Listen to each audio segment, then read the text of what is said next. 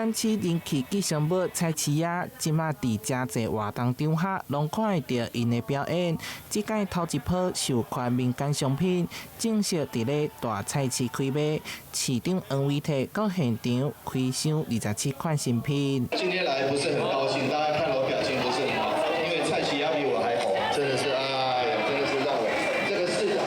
這個菜市仔市長比這個黃偉哲市長還要紅，那真的是我辦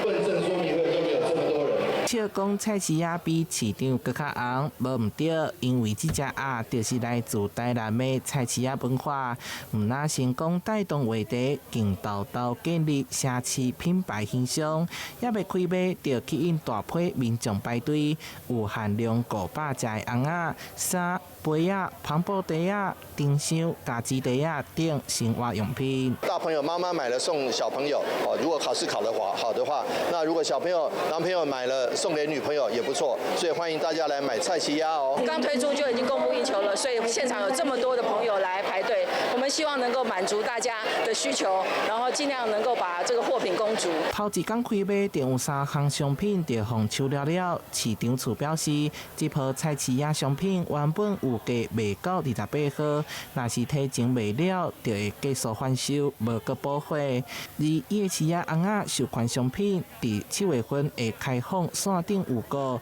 ，8月份做實體通路販售。但是新聞社會採訪報道。